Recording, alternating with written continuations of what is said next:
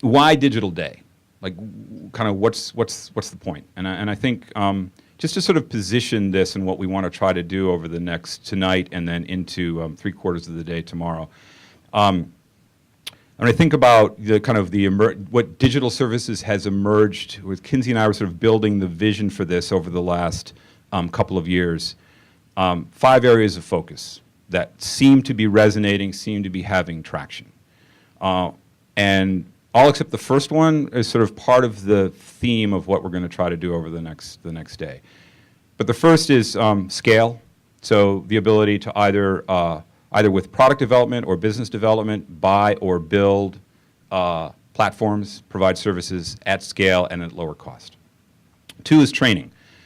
We've offered, a lot of you know about news training and the editorial training that we've done, really to begin to build a sense of digital literacy, digital competency among our news and content production teams. That seems to be resonating as well. 3 is, I call it broadly business intelligence. It's starting with comprehensive measurement and analytics and really just more data, more aggregate data about the whole system that's allowing us to make better decisions, understand better what our product development cycle is like, and really sort of like focus in. We're getting more, starting to get data, we're starting to see trend. It's really important. 4 is innovation, and not necessarily technical innovation, but simply think of it more broadly as product innovation and innovation in terms of the way we work. And that is not something that is the purview of digital services, but it's the purview of all of you. And really what's happening in the system and what we've been able to do, and you'll see a little bit tomorrow, is start to surface some of that and be able to share it around. And last but certainly not least, and really kind of the whole point, and in my view, kind of at the end of the day, the most important point is collaboration. So the ability to have a collaborative dialogue, problem-solving dialogue that really helps point the way to our collective digital future. At the end of the day, we will know what kind of work to pursue together and what priorities we need to be thinking about. And so that's really what we're going to start with tonight. So my boss is in the room someplace. There he is. So I'm going to hand it over to Kinsey to get this party started. Thanks a lot.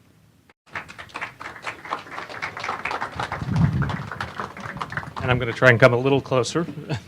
I just want to give Bob a hand for the work that he's done over the last 2 years. I hired Bob in December of 2010, I think, which those of you with a knowledge of NPR and its history will recognize was right in the middle of what we call the Troubles. Notwithstanding that, I convinced him things were going to just work out fine. 3 months later, we were here at IMA and South by, literally 3 days after Vivian resigned. And he had to be thinking, what the hell did this guy get me into? 2 years later, he has taken what was, I think, charitably an organization whose credibility was compromised and really turned it into something that we can all be proud of. And we're still working at trying to get it right and make sure that it does the right things for you, but the distance that it's been moved is remarkable and testament not just to Bob, but the entire team.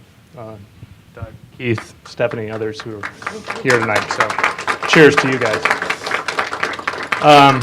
How many of you saw Evan Smith at lunch today? So quite a few of you. Okay. I unfortunately missed him, though. I do know him and have seen him in other settings. He is no mere plankton caught between the whales and the sharks. In fact, if you're looking for what the secret sauce of the Texas Tribune is, as Michael Manis said to me earlier tonight, he said, it's probably Evan Smith. So don't get too hung up trying to deconstruct it. But one of the things that's, I think, very clear about Evan, and I gather was part of the conversation today, is notwithstanding the fact that he is running a not-for-profit that was largely dependent on grant revenue, at the outset, he's not afraid to talk about money and how to figure out how to put a business model around the very ambitious effort that he's launched. And that's the topic I want to tee up tonight, and I will try to be relatively brief about this. I want to test out, if you will, an idea that we've sort of been working on and see how it resonates and let you discuss it amongst yourselves at the table. I was struck when I came into public radio 4 years ago by how many people posed the question, well, how is digital going to pay for itself? And the question was asked in a bunch of ways. And not that it shouldn't be asked, and we shouldn't be constantly questioning how we're going to sustain the work that we're doing, but there's always a little bit of an undercurrent that suggested it really is optional. It is the sort of thing on the side that we can elect to do or not to do, and so tell me how it's going to pay for itself before we elect to do it. And it was in contrast to what I experienced in commercial media, where certainly the company I worked for, Gannett, was very focused on the bottom line, but nonetheless never considered that they could simply ignore what was going on. And they made heavy investments. They were focused on trying to figure out a revenue model, but they candidly didn't know what it was. I think, in one sense, it's entirely understandable why there was sort of this undercurrent of, well, this is an elective. Radio hadn't really been disrupted in a profound way, and digital, until very recently, was all about text and pictures and something very different than radio. That's changed, obviously, in the last couple of years, and we're seeing significant increases in the amount of digital listening that's going on that I think we can have every expectation will continue to increase at rapid rates. And the implication of that is that it is now at the core. I mean, we're talking, as I think many of you are, about essentially having to serve our listeners across 5 or 6 platforms, one of which is radio, which we expect to be around and robust for quite some time, but it's not going to be the only one. So the question does really start to loom large. Well, so how does the revenue model translate in this world and through this period of transition? And I want to test a theory and see whether you think it makes any sense. One of the things that is remarkable about sort of the change that's occurred in the last couple of years is that it is really about broadband mobile. I think we're going to see a huge amount of our digital traffic move over from the desktop and laptop web to mobile. Pandora's already at 80% mobile, and I think we're seeing roughly a quarter so far. Some of you are seeing even higher rates. It depends on how aggressive you are in promoting mobile streams. It's going to go to 50% and 75% very quickly. The interesting thing about mobile, it is inherently location aware. It's geolocated, and that changes the whole sort of paradigm by which people find information. In the desktop web, in the text-driven web, if you wanted national news, you went to a national news site. If you wanted local news, you went to a local news site. With a mobile listening experience, it's much easier to envision something that is inherently localized in some respect, automatically, without effort, and can be blended even if your initial impetus is to search for something national. And that opens up on the product side a whole set of issues that we could spend a lot of time exploring. But it also opens up, I think, the possibility that the business model that we have enjoyed for the last 40 years and progressively developed can potentially slide underneath these other platforms. And it, to some extent, removes, if not entirely removes, at least opens up the possibility that the threat of bypass, which has always sort of loomed large in the background, is perhaps not as pronounced as it was once thought to be. And I would put it this way. I mean, I'll use the example of what we did with connected cars, which is probably familiar to some of you. You've heard me describe this, right? We needed a one-touch experience that was like turning on a radio, that didn't involve any selection. So how did we do that? We look at the location of the car. We do a lookup against a table that tells us how many stations with a signal strength of 3 are within the vicinity of the car. We look to see if you favorited any of those or set them as presets. If you have, it goes to that one.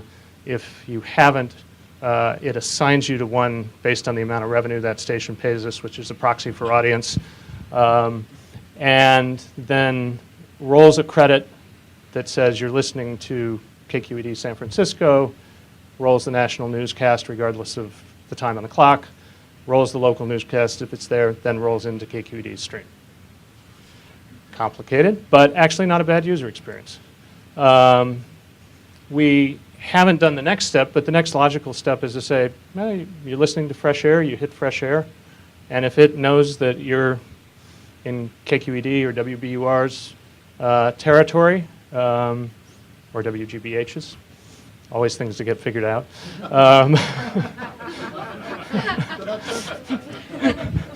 We will have a human referee on that one. But there's no reason that that station can't get credited for the listening on fresh air. And it starts to get interesting there, because right now, with podcasts, unlike with Morning Edition and ATC, everybody's gone over the top, right? Everybody's allowing direct-to-consumer listening on podcasts. There's at least the prospect that you could create a very good user experience around that is in some way tied to local. If you do that, you can measure audience. If you measure audience, you can charge license fees. If you charge license fees, you can allow the local member station to raise money around membership and corporate underwriting. In other words, it's conceivable that whether you're talking about, clearly the station has control over its own app, but the NPR app, the public radio player, possibly even with the aggregators, depending on what kind of arrangements we can broker with them, you can create an inherently localized experience that doesn't necessarily go over the top. Will we be able to do that in all cases? Probably not. I mean, there's going to be disruption around all of this. But it does allow you, I think, to envision bringing the business model that is familiar to us in all of its different elements underneath these other platforms in a way that, while it may be somewhat disruptive and there'll be unknowns, doesn't completely upend the way that we have financed public radio over time. I say that with the admonition burning in my ears from a meeting that Gary and I had recently with Reid Hoffman of LinkedIn, who recalled his advice to the newspaper industry, which was, if you're doing anything to protect your existing business, you will fail. So I put that out as a challenge to you guys to discuss at the table. Is this realistic? Am I deluding myself? Am I just trying to imagine how we can take the existing business today and slide it under something entirely new and we're destined to fail? Or is there something there, and how would we move towards that, and does it work, and does it give us some prospect for being able to sustain the amazing work that we do? So discuss amongst yourselves. And I'm going to get a drink.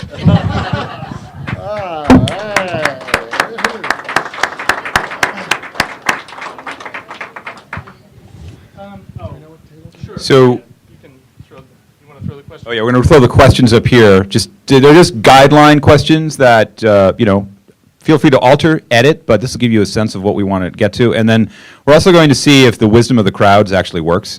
So the food is over here to my right, and so I guess at some point some natural line will form, but feel free to get something to eat and get something to drink, and go to the tables back there, and we can talk and eat. Thanks.